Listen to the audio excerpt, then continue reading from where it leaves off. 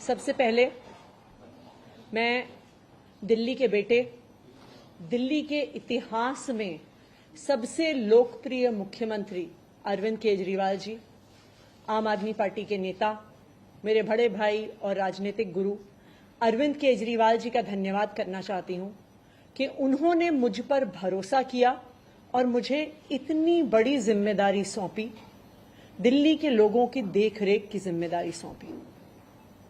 लेकिन आज मैंने मुख्यमंत्री के तौर पे शपथ ग्रहण जरूर किया है, लेकिन ये मेरे लिए, हम सबके लिए एक बहुत भावुक क्षण है जब अरविंद केजरीवाल जी दिल्ली के मुख्यमंत्री नहीं हैं।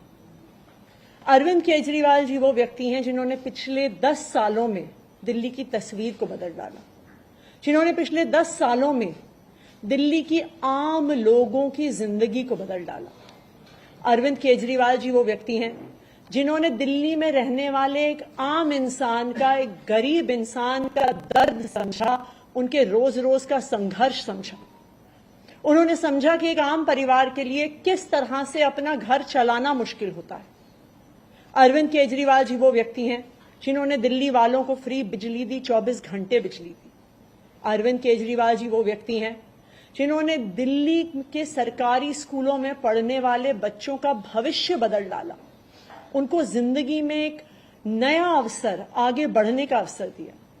अरविंद केजरीवाल जी वो व्यक्ति हैं जिन्होंने दिल्ली की महिलाओं को शिक्षा में, रोजगार में आगे बढ़ने का मौका दिया, फ्री बस यात्रा देके। अरविंद केजरीवाल जी वो व्यक्ति हैं जिनकी वजह से आज दिल्ली के लोगों को अपने परिवार के सदस्य का इलाज करवाने के लिए अपने गहने नहीं गिरवी रखने पड़ते, अपने घर नहीं गिरवी रखने पड़ते, क्योंकि सरकारी अस्पतालों में अच्छा इलाज होता है। तो जब अरविंद केजरीवाल जी दिल्ली के मुख्यमंत्री नहीं रहते तो ये हम सब के लिए एक बहुत मुश्किल और एक भावुक घड़ी। आज क्यों अरविंद केजरीवाल जी दिल्ली के मुख्यमंत्री नहीं हैं? क्योंकि भारतीय जनता पार्टी की केंद्र सरकार ने अरविंद केजरीवाल जी के खिलाफ षड्यंत्र रचा, उन पर झूठे मुकदमे लगाए, उनको इन झूठे फर्जी मुकदमों में गिरफ्तार किया, उनको 6 महीने से ज्यादा जेल में रखा, उनको तोड़ने की, उनको दबाने की हर संभव कोशिश करी। लेकिन अरविंद केजरीवाल जी टूटे नहीं, अरविंद केजरीवाल दबे नहीं।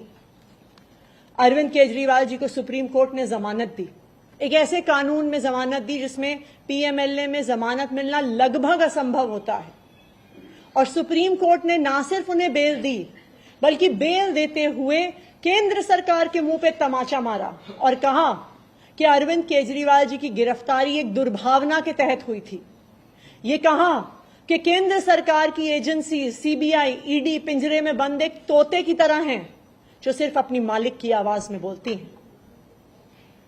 हो सकता है कि कोई और नेता होता तो उनके लिए अदालत का यह फैसला काफी था और वो तुरंत जाके मुख्यमंत्री की कुर्सी पर बैठ जाते। लेकिन अरविंद केजरीवाल जी ने इस देश की राजनीति में एक ईमानदारी और नैतिकता की मिसाल कायम करते हुए मुख्यमंत्री की कुर्सी से इस्तीफा दे दिया।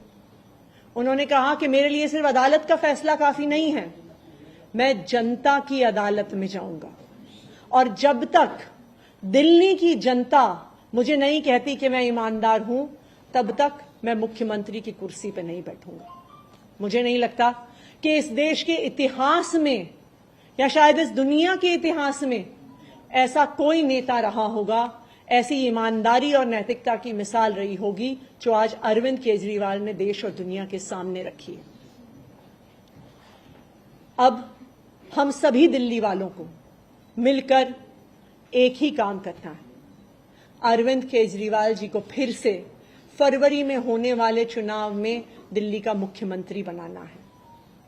अगर दिल्ली के लोग अरविंद केजरीवाल जी को दिल्ली का मुख्यमंत्री नहीं बनाते तो जो फ्री बिजली आज दिल्ली वालों को मिल रही है, भारतीय जनता पार्टी अपना षड्यंत्र रच के उसको खत्म कर देगी। जो सरकारी स्कूल अरविंद केजरीवाल जी ने सुधारे हैं वो फिर से बदहाल हो जाएंगे, मोहल्ला क्लिनिक बंद हो जाएंगे, अस्पतालों में इलाज बंद हो जाएगा, महिलाओं की फ्री बस यात्रा बंद हो जाएगी। तो 2 करोड़ दिल्ली वालों को मिलकर फिर से अरविंद केजरीवाल जी को दिल्ली का मुख्यमंत्री बनाना है।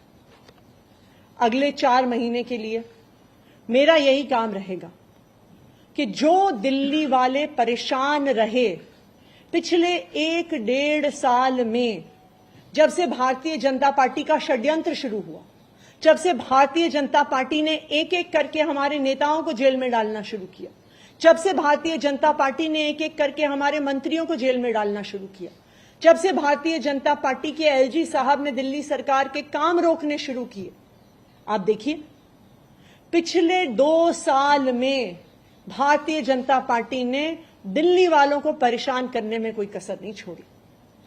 जब से अरविंद केजरीवाल जी जेल गए, दिल्ली वाले भी परेशान हुए। भारतीय जनता पार्टी ने दिल्ली वालों के पानी के बिल हम ठीक करना चाहते थे, उन्होंने उस काम को रोक दिया। भारतीय जनता पार्टी ने जो सड़क के रिपेयर के काम है वो रोक दिए। भारतीय जनता पार्टी और उनके एलजी साहब ने अस्पताल में मिलने वाली दवाइयां रोक दी, अस्पताल में और मोहल्ला क्लिनिक में टेस्ट रोक दिए, दिल्ली से कूड़ा उठना रुक गया। लेकिन मैं आज आपको आश्वासन दे रही हूं कि अब अरविंद केजरीवाल जी जेल से बाहर आ गए हैं और उनके मार्गदर्शन में दिल्ली में कूड़ा भी उठेगा, सड़कें भी ठीक होंगी, पानी के बिल भी ठीक होंगे, दिल्ली में जो सीवर की समस्या है वो भी ठीक होगी, जो दवाइयां नहीं मिल रही हैं उसको भी हम ठीक करेंगे। मैं दिल्ली वालों को यह आश्वासन देना चाहती हूं कि अब अरविंद केजरीवाल जी जेल से बाहर हैं, भारतीय जनता पार्टी का कोई भी षड्यंत्र हम सफल नहीं होने देंगे।